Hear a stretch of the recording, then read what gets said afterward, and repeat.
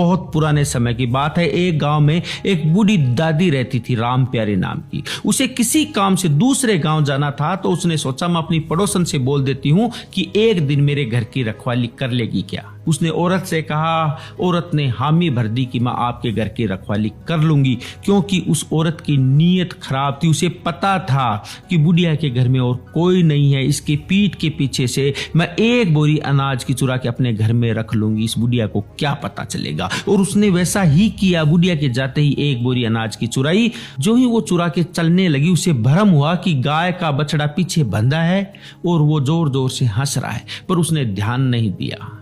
वो अनाज की भरी बोरी घर पे रख के आ गई। जब शाम को बुढ़िया आई तो उसने पूछा कि दादी जी, आपका गाय का बछड़ा हंसता है? बूढ़ी औरत ने कहा, मेरे को नहीं पता बेटा, कलयुग है, हंसता भी होगा, तू जाके पूछ ले। औरत से रहा नहीं गया, वो बछड़े के पास में गई और बोली, दोपहर को तुम हंसे थे? बछड़ा फिर हंसा और बोला, हाँ हंसा था। उसने पूछा, क्यों हंसे? बछड़े ने कहा कि पिछले जन्म में मैंने राम प्यारी दादी से 200 रुपए उधार लिए थे। मैं वापस भी दे सकता था, पर मेरी नीयत खराब हो गई।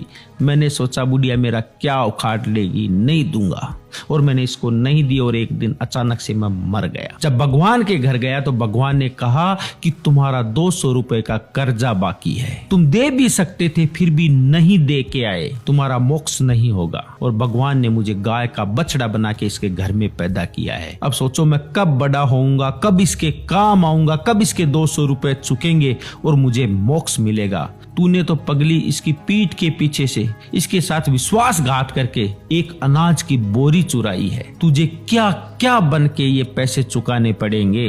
औरत की सब बात समझ में आ चुकी थी।